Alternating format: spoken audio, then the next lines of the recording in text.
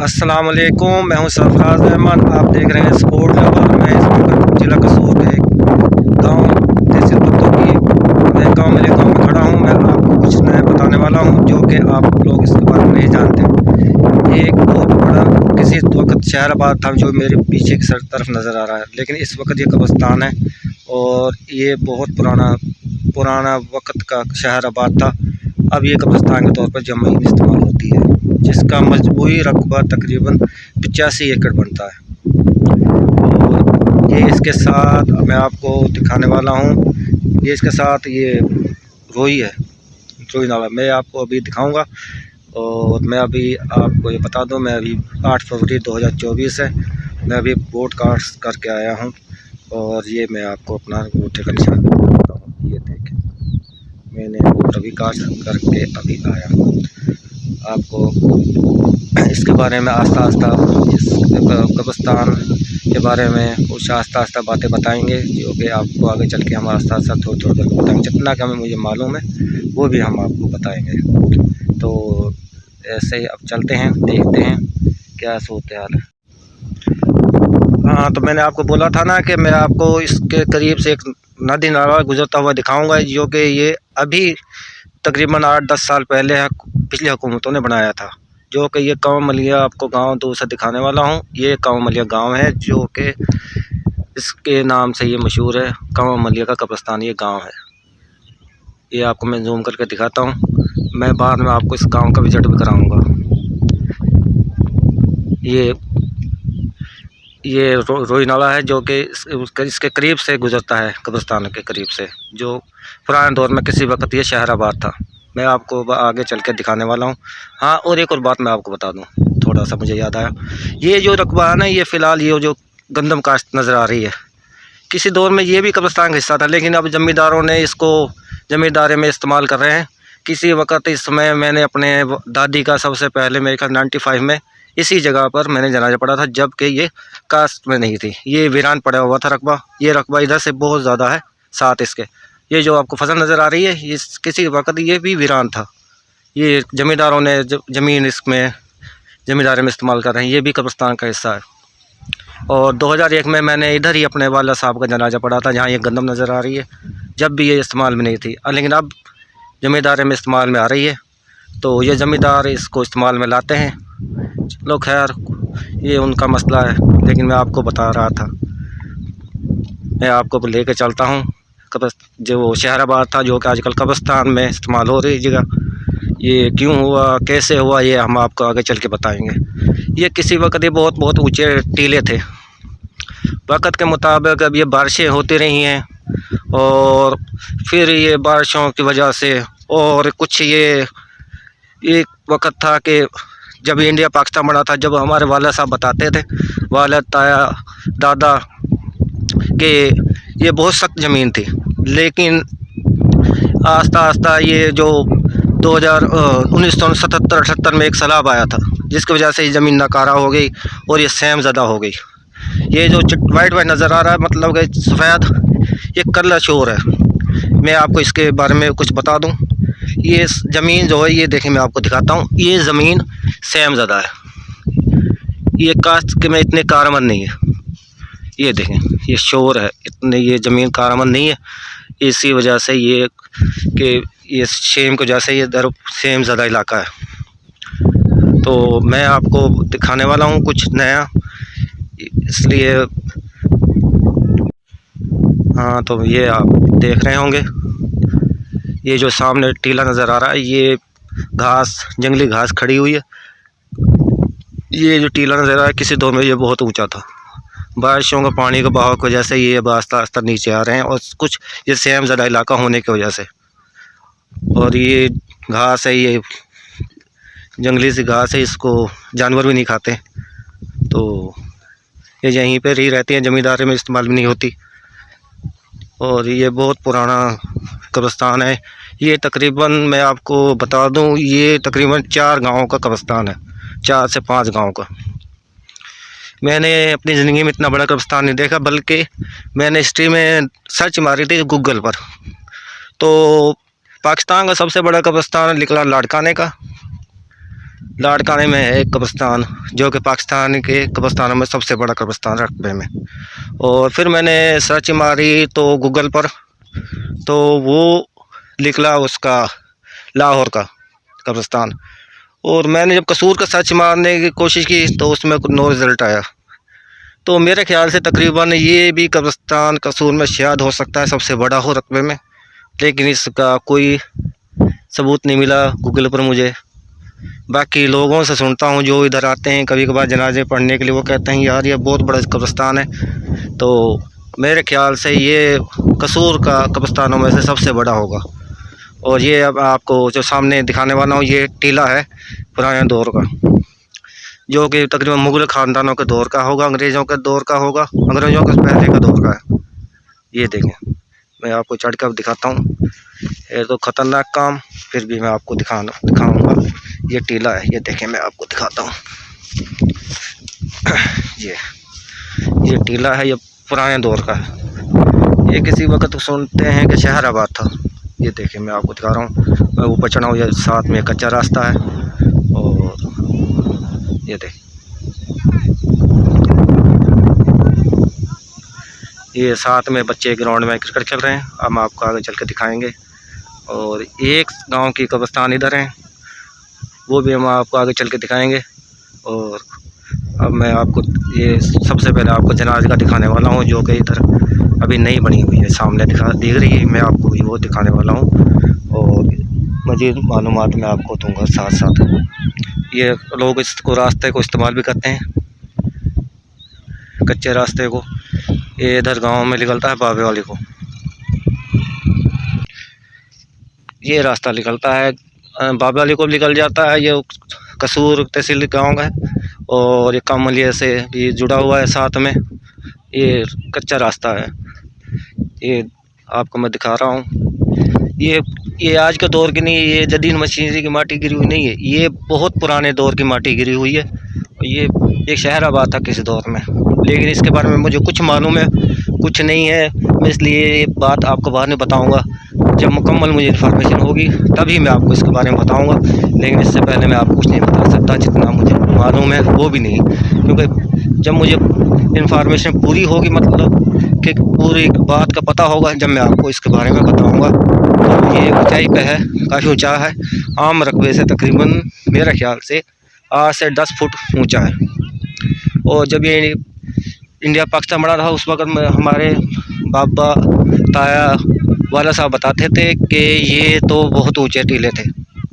अब ये बारिशों की वजह से और कुछ सहमज़दा इलाके के होने की वजह से ये सब बहाव मिट्टी में बारिश के साथ नीचे चले गए, तो इसलिए अभी आस्ते आस्ते नीचे हो रहे हैं। ये ऊंचाई पे है काफ़ी। ये आज के दौर की भर्ती नहीं की हुई है, बहुत पुराने दौर की भर्ती की हुई है। ये पुराने दौर का ही कब्रिस्तान है, बहुत बड़ा कब्रिस्तान है हमारे इलाके का। आज हम इसके बारे में आपको कुछ बताएंगे, कुछ दिखाएंगे। आज हम सबसे पहले आपको जनाज़ा दिखाते हैं इधर की, जो कि एक अहम काम है। मरने के बाद कुल्लु नफ्सुन ज़ायक़ातुल मौत, हर इंसान जानदार ने, चाहे वो चरिंद परिंद है, सब ने ज़ायक़ा मौत का चखना है।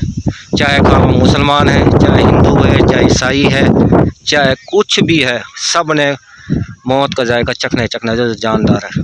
तो चलिए आपको दिखाते हैं जनाज़ा।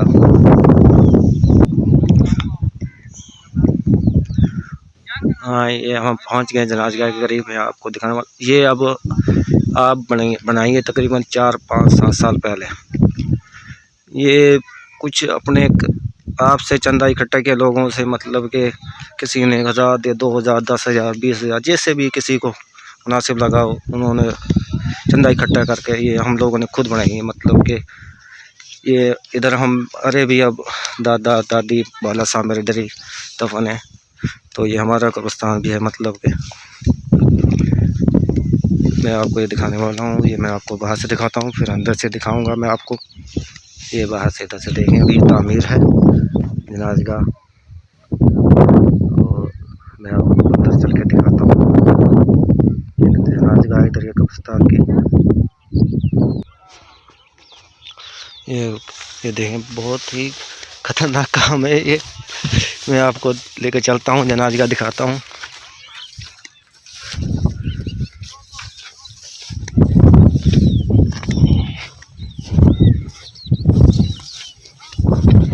ये लड़के क्रिकेट खेल रहे हैं।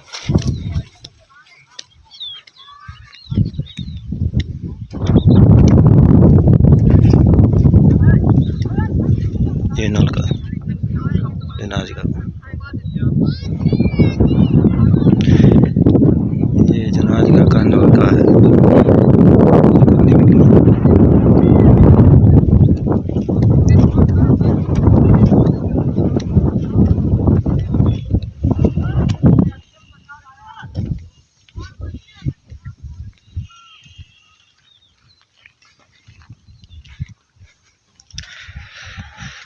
ये जनाज का बनाई हुई है।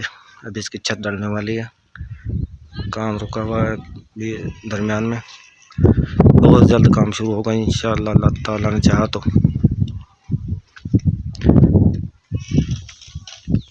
ये देखते इसके अंदर क्या चीज़ है।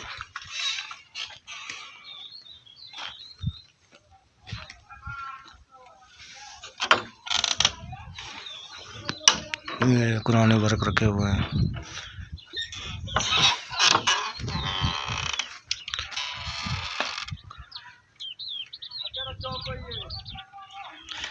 ये जनाज गाह इस कब्रिस्तान की अभी छत डलने वाली है।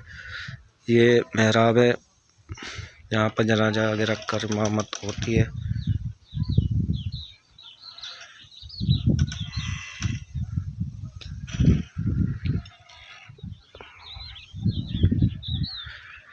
ये जनाजे का दिखा रहे हैं हम आपको।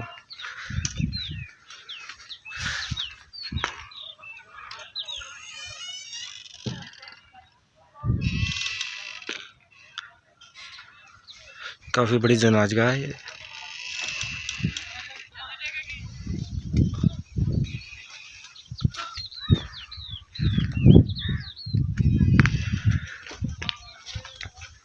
ये हम लोगों ने खुद अपने मतलब के इमदाद से बनाई है, गवर्नमेंट ने नहीं बनवा के दी और ना इसमें कोई गवर्नमेंट का इसमें खर्च किया हुआ पैसा है।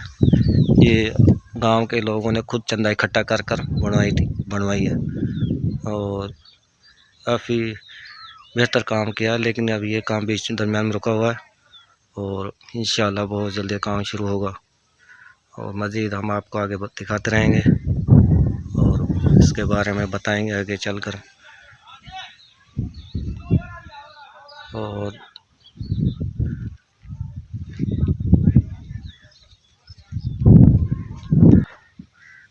ये जनाजगाह, इसके अंदर भी जंगली घास खड़ा हुआ है और ये दरख्त भी इधर लगाया हुआ है। ये सूख गया तकरीबन। ये सेमज़दा इलाका मैंने आपको बताया था ना कि ये सेमज़दा इलाका है, इसमें भी ना ज़रा दरख्त भी कम होते हैं। ये देखें, मैं फिर आपको दिखा रहा हूँ। ये देखें मिट्टी, ये सेमज़दा है। हमारे वाले साहब और ताया बताते थे कि जब ये इंडिया पाकिस्तान बना था ये बहुत सख्त ज़मीन थी, ये इतनी नरम नहीं थी। ये 78-77 में तकरीबन ये सैलाब आया था, जिसकी वजह से ये सारा रकबा ही बेकार हो चुका है। सेमज़दा इलाका में इसका शुमार होता है आजकल। और आम पानी भी जल्दी से नहीं सूखता।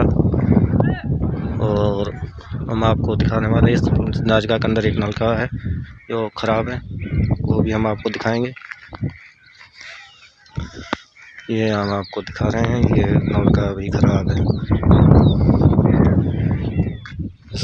इसकी भी मरम्मत होने वाली है।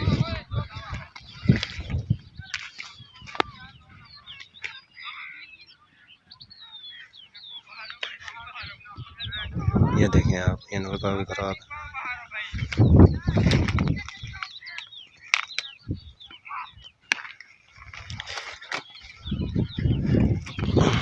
ये देखें, आपको दिखाते हैं सीन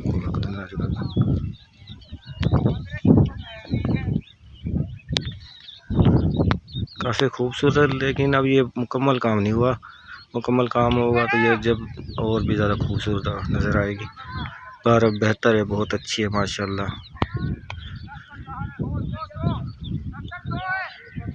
ये मैं आपको दिखा रहा हूँ, ये सारा रकबा है। ये जो पीलू के दरख्त नज़र आ रहे हैं, ये सब इसी कब्रिस्तान का हिस्सा है। ये दरबार से सामने नज़र आ रहा है, ये भी अभी बना है तकरीबन 10 से 8 साल में।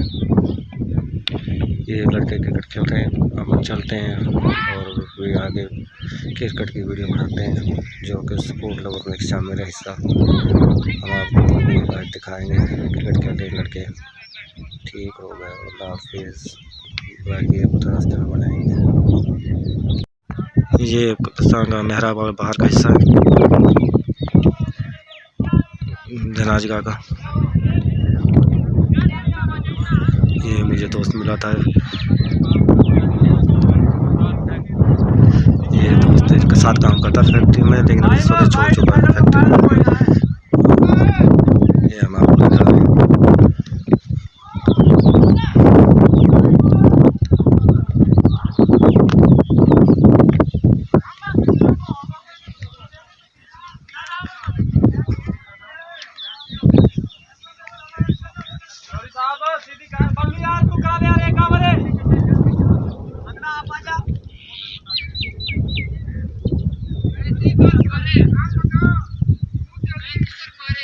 ये आपको दिखा रहे हैं कब्रिस्तान के जनाजगा का बाहर का हिस्सा है, फ्रंट वाला मेहराब वाला। और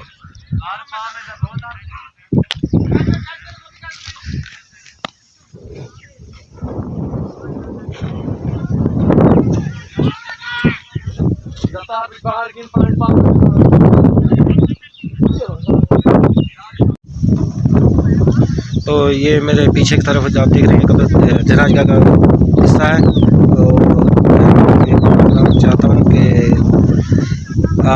आगे हम आपको दिखाएंगे, इसके दूसरा हिस्से की तरफ चलेंगे तो आपको दिखाएंगे, और जो भी एक्टिविटी होंगी आपको हम बताएंगे आस्ता आस्ता। आज के लिए तो इतना ही है, लेकिन हम आपको आगे दिखाएंगे। ये काफ़ी रकबा है और एक दिन में तो विजिट होगा नहीं, आस्ता आस्ता आपको इसके बारे में बताएंगे। और पहले हम आपको सबसे पहले क्या रकबा दिखाएंगे कि ये कहाँ से शुरू होता है और कितना इसका रकबा है। मतलब कि आगे कमेंट्स आपको आप हमें देंगे कि ये 85 एकड़ कितने मुरब्बे में होता है, कितने मुरब्बे बनते हैं 85 एकड़ के। तो आपने वो कमेंट्स में हमें बताने, 4 मुरब्बे हैं, 2.5 मुरब्बे हैं, जितने भी हैं 2 मुरब्बे बनते हैं, वो आप हमें कमेंट्स में बताएंगे। और अपना ख्याल रखेंगे। और आज के लिए तो इतना ही है। ओके, अल्लाह हाफिज़, अपना ख्याल रखना।